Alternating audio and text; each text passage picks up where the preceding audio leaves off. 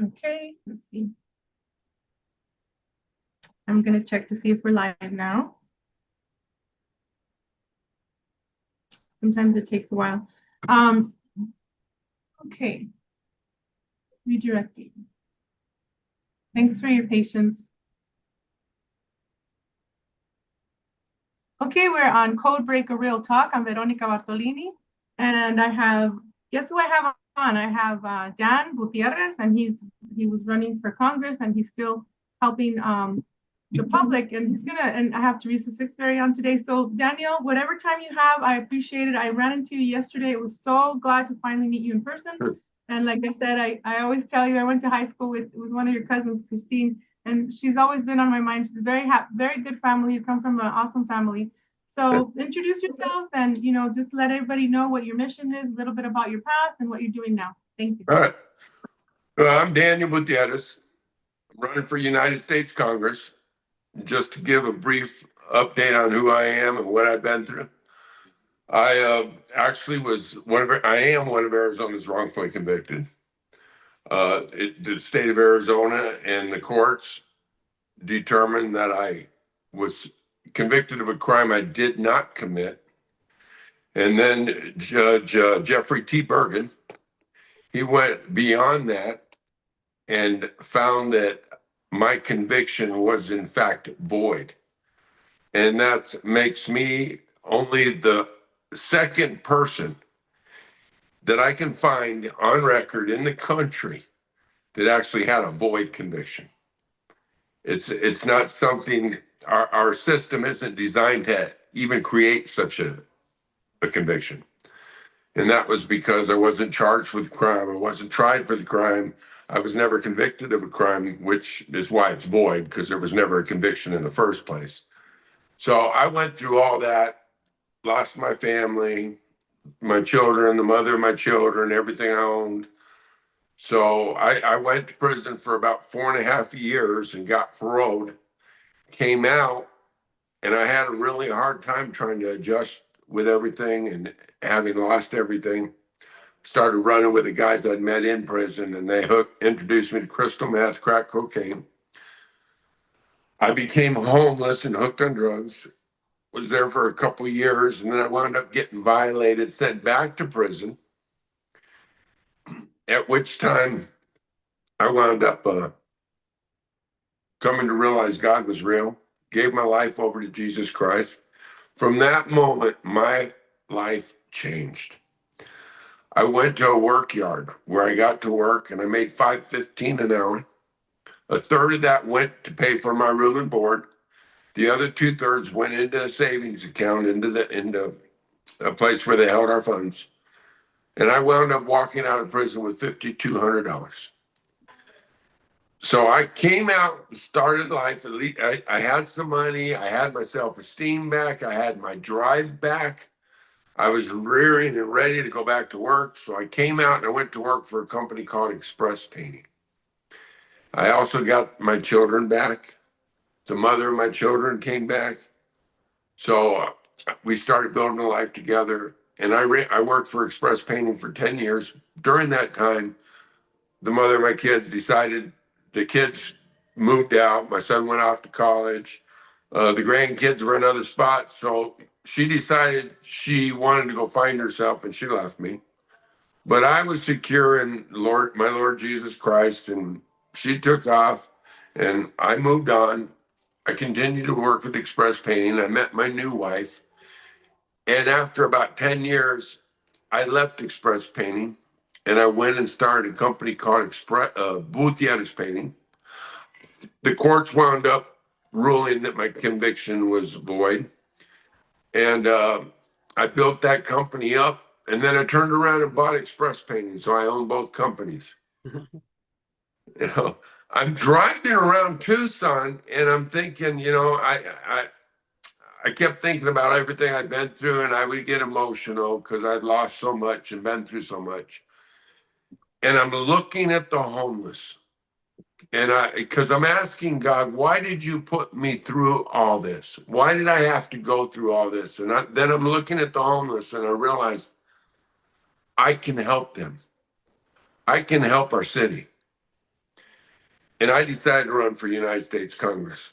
So I would be in a position that I could do something about the things that are happening, the drugs pouring across our border that are just killing the people, our people that are in the streets, the homeless.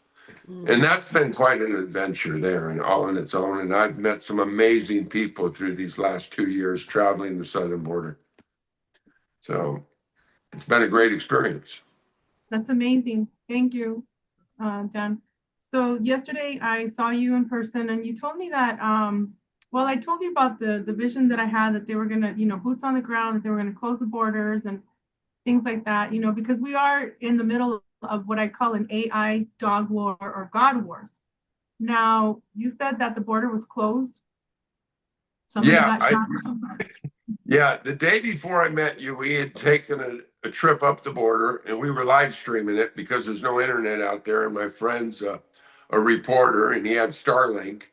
So we went up there with a Starlink and we were recording, live streaming the whole border and kept telling everyone, we're going to take you all the way to the end of the wall.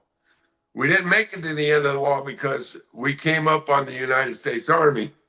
And, I've been up that to the end of the wall many times. There's never been anybody there except migrants, hundreds of them. But this particular time, and has always been dirty. Now it's completely cleaned up. I mean, it's actually nice out there along the wall. There's not trash everywhere. They've cleaned all that up. But we came across the United States Army. I asked them, are you guys here because of what happened yesterday? They killed the big drug cartel leader.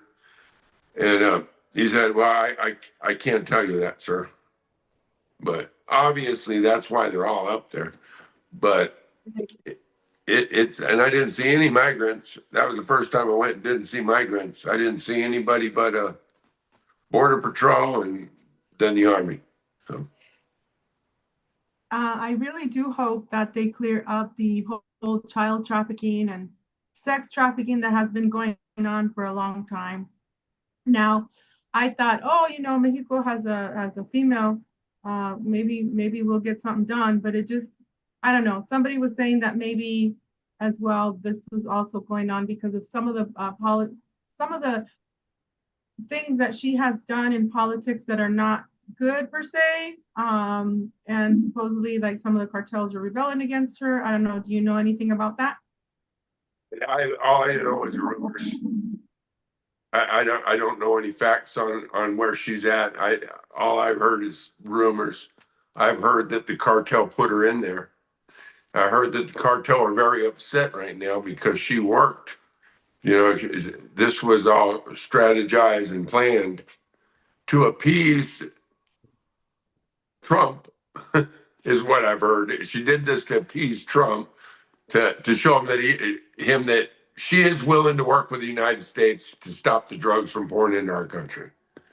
And then the government took them out. The Mexican government took him out. And they gave us over 100 drug dealers from Mexico. They've turned them over to the United States. So they're showing that they're willing to help us stop these drugs that are pouring into our country, or to help us, not necessarily stop them, but they're willing to help us deter them. But back when the migrants were coming across, and back to your child trafficking, I took my dad to the border. My dad was 85 years old. Are you there? Yeah, I'm here. Okay. Can you see me or? No, you kind of disappeared, but that's all right. My dad has been a lifelong Democrat. My mother was a lifelong Democrat. My dad was in his 80s. I took him down to the border. And it was the first time he'd ever been down to the border. And he saw those children. He talked to all the migrants coming across, because my dad speaks fluent Spanish. He talked to them all when he was down at the end of that wall. And just so you know, when I used to, if I mentioned Trump's name ever, rage would fill my dad's face. He hated Trump with a passion.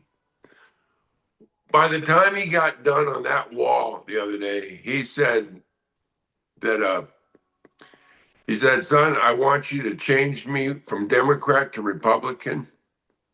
We need to finish this wall. We need to stop this trafficking, and we need Trump back in office. That was a man who just 30 minutes prior to that hated Trump with all his heart. Now he's sitting there saying, we need Trump as president. But it was such an experience for my dad at the wall. And it was because of all the children that were coming across the wall. And I'm telling you, if you were down there and you watched this, you can tell those children are not with their parents. I mean, it's obvious. And my dad had spoke to so many of them. My dad was, when he's done, he says, those kids are not with their parents, son. I said, I know, Dad. When Trump was here, that's why he was separating the adults and the children and doing DNA tests on them. He was trying to determine if these children were with family members or not. And 30% of those came back that they weren't with family members. Right. So when I was telling you yesterday a little bit of what happened when the Biden regime was in office, I have a very close friend who I call whistleblower.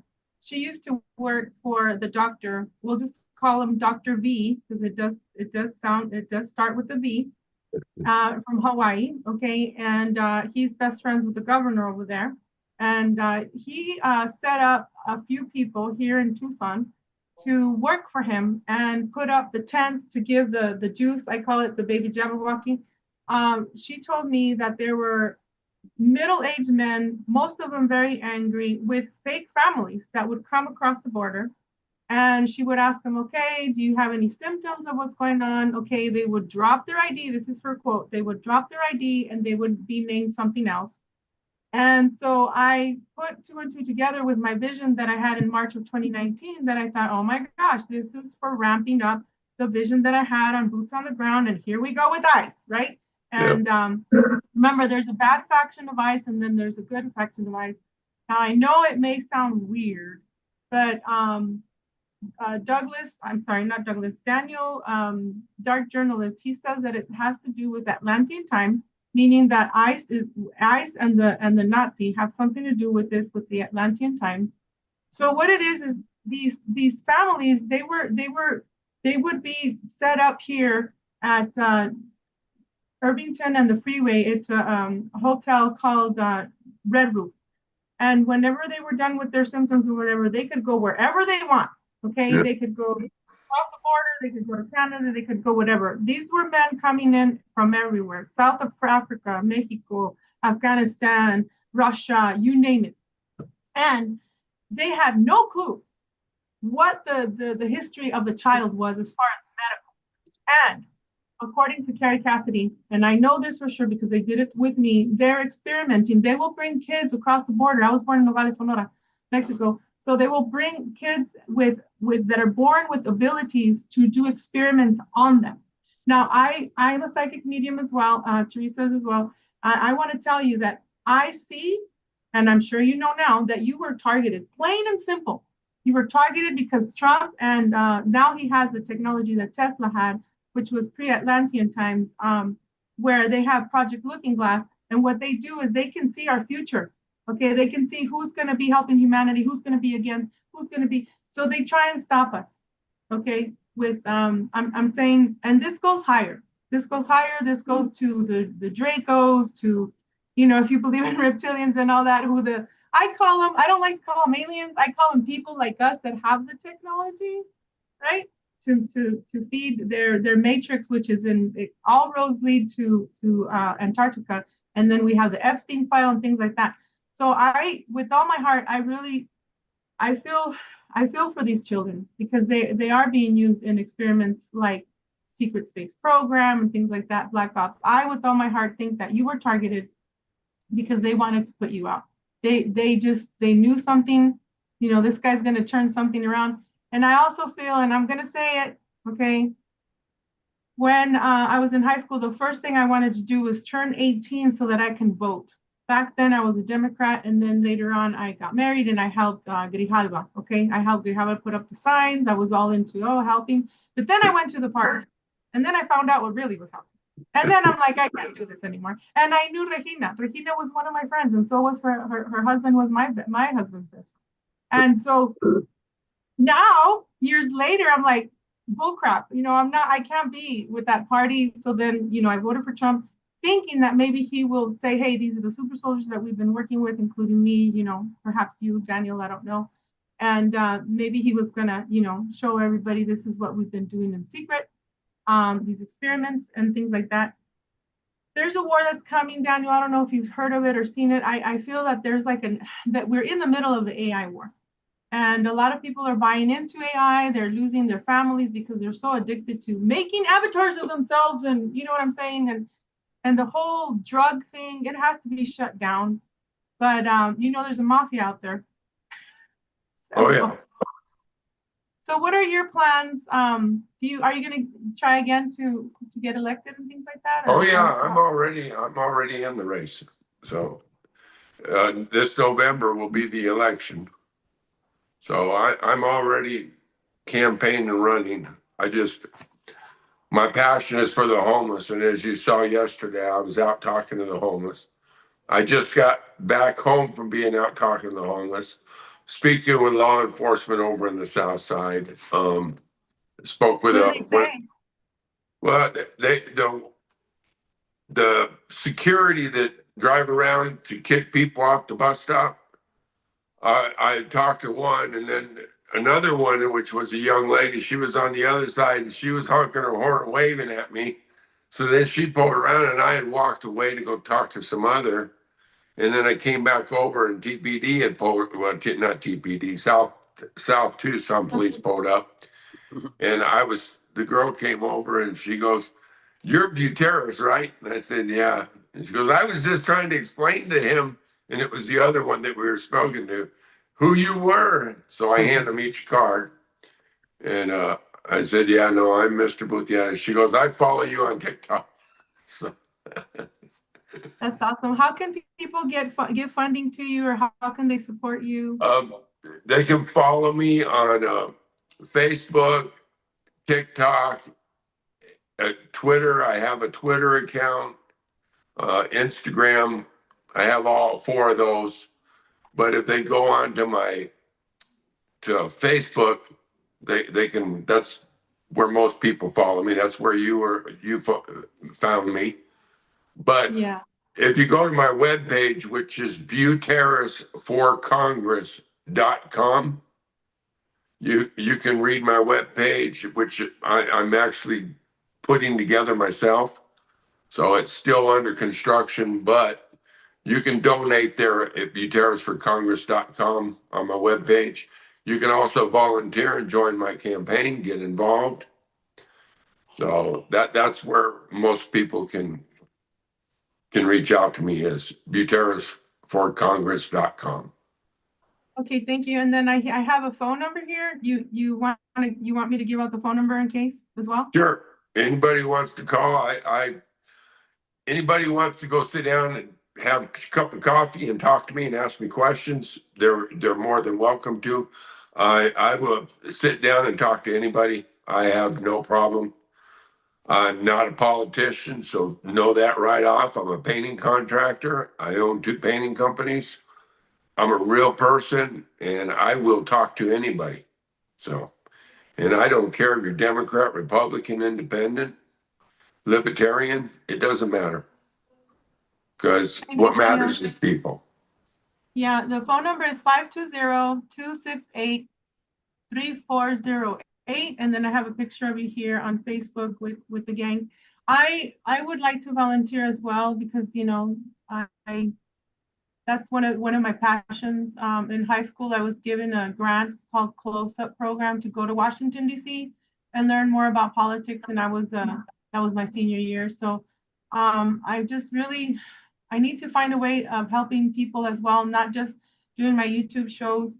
I really like having people like you, Danielle, that are in their community that actually do care. Like I said before we started, I was a police officer for City of South Tucson. And with the homeless, all we could do is pretty much, if they had wants and warrants, they would go to jail. But if they were repeat offenders, well, we would try and get them the help. Sometimes we'd have to, back then we had the St. Mary's Hospital. And we had a lot of axe fights there with the Tohono O'odham, the Native American against the gangs. We had the Bloods, we had the Crips back then. I don't know how it's now. It was right before Sixto Molina. He had just left, so it was Chief Munoz when I was there. And you know, we try to help him as much as we can, but it was just really bad. The thing back then, before the fentanyl thing hit now, it was tar. It was pretty much the Yep. black tar. How do you say? There's another name for it. Sorry, it slipped my mind. But a lot of prostitution, and I was able to help one of the females there. She was very young. I said, "Hey, you need to stop this. You know, you can get in big time. You can lose your life." And I was able to go to one of the hotels. One of the sergeants, he gave me permission to go get her stuff and take her to a friend's, and she never came back to do, you know, prostitution and things like that. My passion is also very much not only with the homeless, helping them, but with the children. So do you have any idea how you can get these children extended out maybe to across the border? Maybe do you think you can maybe have talks with the presidenta, you know, or Trump, or how, what are your goals too as far as that? Well, right now my goals are to get elected, and after which time I definitely want to sit down and work out a plan, especially with the tribes.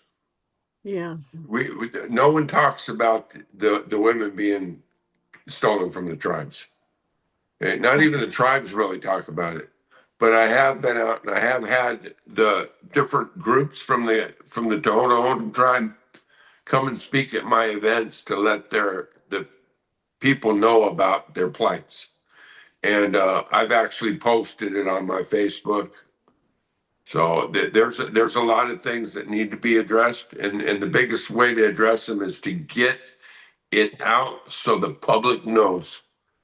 You know, when was the last time you heard the media talk about the Native women being abducted? Exactly. I went to Tumakakuri maybe about 4 or 5 years ago. There was an event there to talk about the Native American females that were being taken. However, I ran into a society that was, oh man, this smells like a combine. It was the Neptune Society, and that tripped me out. But my main thing was to listen to the people there talk about the females that were taken. A lot of them are taken because they can go, and believe it or not, we can go interdimensional. You know, a lot of us that have the bloodlines, they have special abilities, and that's why they pretty much take us for space or whatever, or sex work, whatever. So it's not right for them to do that, and this has to be stopped. And I understand, you know, a lot of people say, oh, well, what can we do? You know, I grew up in a generation, I'm sure you did too, where you had, you know, you were eating your cereal and the milk carton, you know, another kid's missing, and so there's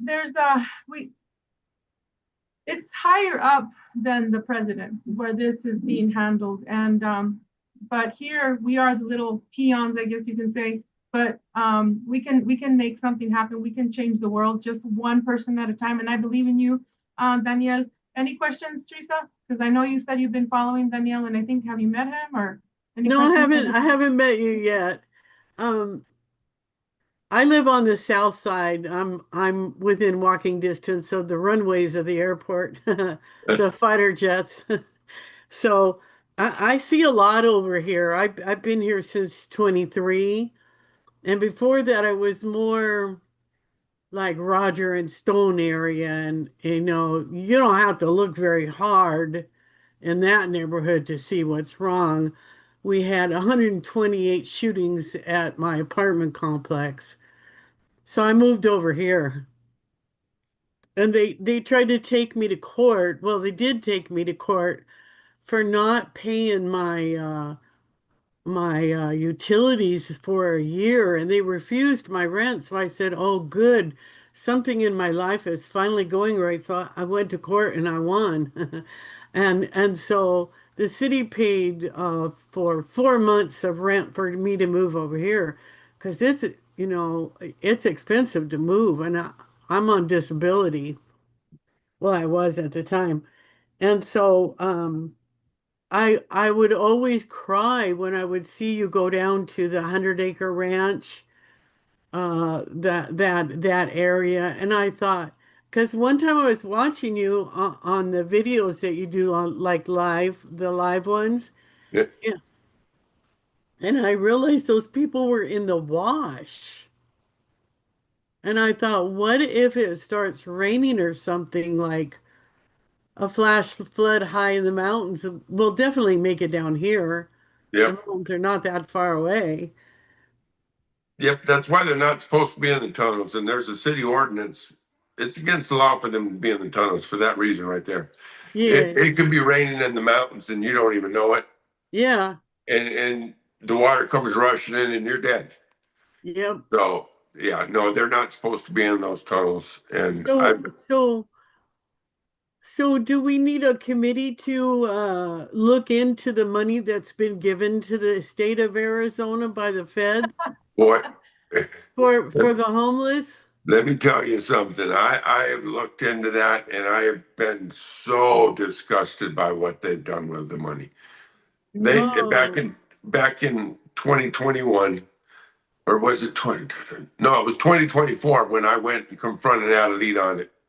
They set aside 400,000 for our homeless here. And they set aside 19 million, which is, you were talking about the Red Roof Inn. There was also Comfort Inn Suites.